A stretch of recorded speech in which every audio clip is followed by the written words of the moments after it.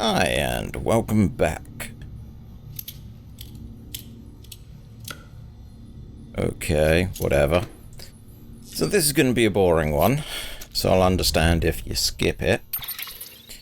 But we have a lot of data to go through. So, Timefall. This is by Hartman 3 years ago. Timefall was first recorded when Death Stranding occurred, and despite all the years that have passed since then, we're no closer to understanding the flow or why it accelerates the passage of time for objects and organisms it touches, or why it immediately turns an ordinary water, or why it immediately turns to ordinary water having done so. Some researchers have gone as far as to posit the process as stealing time. As for why timefall is observed only in certain places, all that we know for certain is that someone affected with the local chiral concentrations. This is merely a hunch, but something in me suspects that even Death Stranding may have warped the perception of the passage of time. Not that it's necessarily a bad thing. You understand, we humans can conceive our own deaths, and even the possibility of a place beyond death, yes? We have the capacity to conceptualize the future, and evolutionary advantage which added our development as a species. Well, what if Timefall has given us a new, supercharged version of this essential ability? One that would take us to the final stage of our evolution. Perhaps we wouldn't need to hole ourselves up in knot cities. Perhaps in time, the Death Stranding will come to seem as a phenomenon that saved our species. Exciting thoughts, I'm sure you'll agree. I, for one, shall wait to set out on our journey. Who knows what awaits us? Interesting. So, once it's affected something, it actually turns into normal water. Necrosis and the ancient Egyptian view of life and death. From Hartman. The Egyptians believed that we humans are compositive of two elements, the ha and the ka, the body and the soul. Various tests expand upon the nature in detail, but perhaps the simplest conceive them is as follows. The soul is that joins the child in the womb and gives life to the body. It is also that which departs the body upon death, ergo the body is an empty vessel. Should the soul return to it, it would live again. This is perceived and is observed in near-death experiences, a soul separated a bit briefly from its body. The Egyptians believed that death not to be an instantaneous change of state, but a process by which the soul moves from one realm to the another. Yeah, that fits so far. But this process itself has changed thanks to Death Stranding. In the normal order of things, when Death Stranding occurs, the soul vacates the body and passes into the sea. From there, it transitions to the beach, and only then on to the world of the dead. But after the stranding, a soul that has already made a journey to the beach may attempt to return to the body in this world. It has been hard to believe at first, but this process of necrosis provided proof of this phenomenon that was difficult to deny. This is why it's imperative that we burn bodies of the dead. The body must be destroyed to sever its link with the soul. Only then can the souls be free journey to the world beyond. So they incinerate them to prevent them from coming back. The symmetry, Hartman. The word chiral comes from the Greek kaha, meaning hand. Compare your left hand to your right hand. They seem similar in both size and shape, yes? Now face your palms directly away from you and place one hand over the other. Their shapes do not overlap exactly, but if you put your palms together, and voila, a match.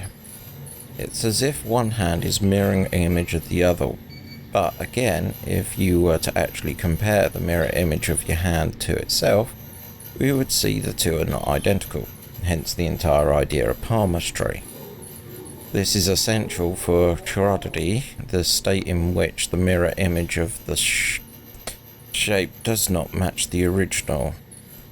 It has been theorized that BTs are mirror images of ourselves. We were to exist in the same point in space as our shapes, as it were. Would you not overlap nearby into one another? Save in reflection. And when our particles meet their opposite, a void out occurs. And with our particles meet the opposite, a void out, so the mirror images shouldn't touch the living, otherwise the void out, which is the big boom, right?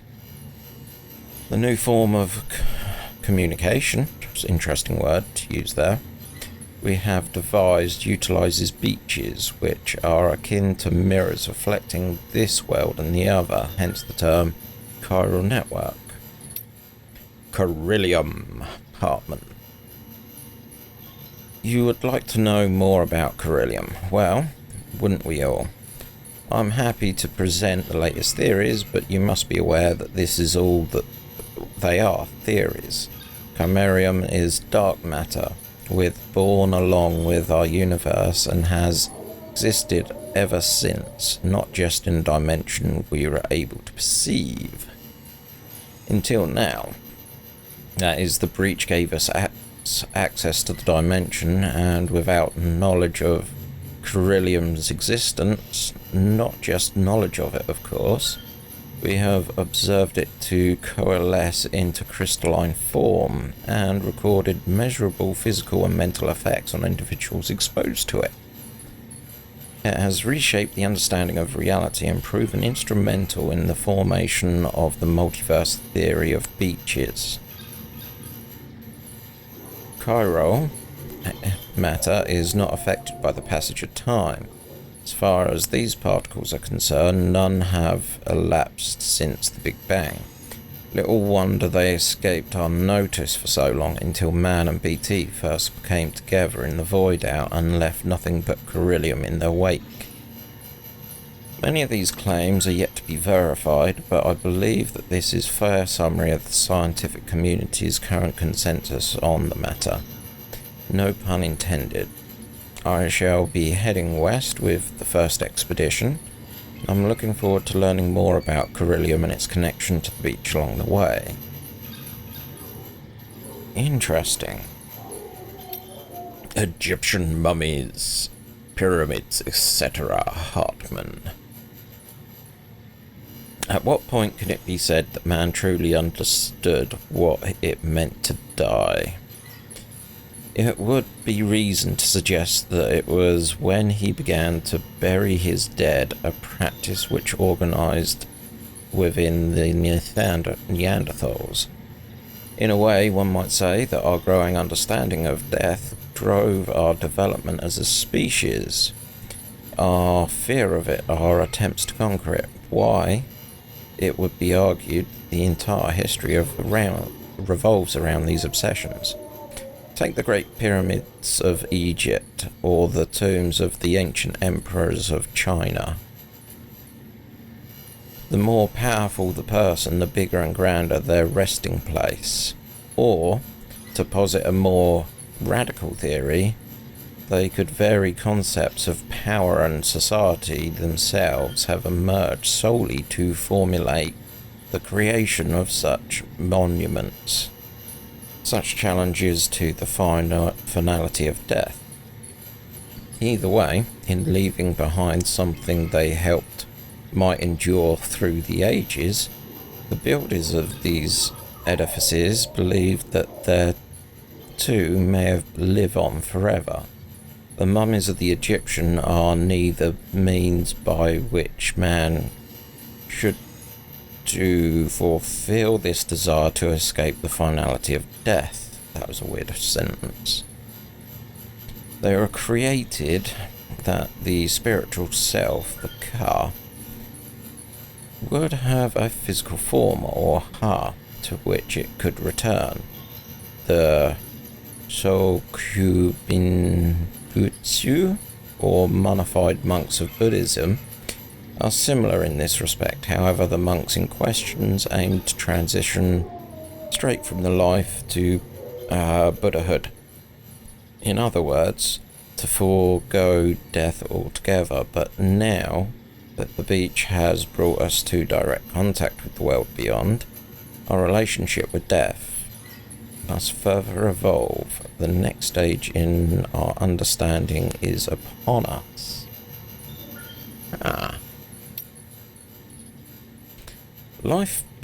The corals of the oceans. Life began in the oceans, and it has evolved to graduate to the land. At least this is what has been believed until recently. To the creatures of the sea, the land is a harsh and unforgiving place. Given this, what would possibly have compelled these organisms to make such a drastic transition? Consider the fossils of the first fish to adapt themselves to land have been found in regions with unusually large tidal range. Could it be that these creatures developed legs in order to more swiftly return to the safety of the sea when stranded? Could their evolution leap have been triggered by a traumatic experience? If so, could similar circumstances have shaped the evolution of coral-like organisms that inhabit the sea, and driven them to develop the ability to live between life and death, between the time and timeless? Coral is, after all, older than any organism in land, and is hardly enough to live have weathered the mass extinction of 450 million years ago, and is a life form upon which many other organisms rely to survive. Bearing all this in mind, one would argue that the ability to survive in the sea is indicative of a profound evolutionary leap. The chiral network. Mama. 3 days ago, before the first expedition's departure. 3 years ago, sorry, my bad. So the core infrastructure is complete, the basic Cupid relay chiral network set up, ready to go. Now we have to do is connect the central knot city to the capital, and provide it actually works. Sadly, I won't be there to see it. I've been assigned to the expedition team's second group, so I'll be heading west with the others. But the people in charge here have been best of the best. They've had the network operation inside of 3 years, just as planned. I'm sure of it. And while they were seeing to that, we'll be visiting towns and whatnot across the country and putting facilities in place for when they're finally up and running. Emil and the others are in the lead group and will be forging the connections and laying the groundwork to make sure everything goes as planned. Afterwards, we just need to link it all up with the operational Cupids, and that should be that. It's kind of like the Apollo missions back in the day. They used to have 3-stage rocket to get to the moon, right? Well, we're using 3-stage priorities to get us or something to almost as revolutionary. Yay, we are up to date with those logs. But yeah, that's gonna be it for this one. Nice and short, which makes a pleasant change. And next time we'll be cracking on with the game. Till then, have a good one.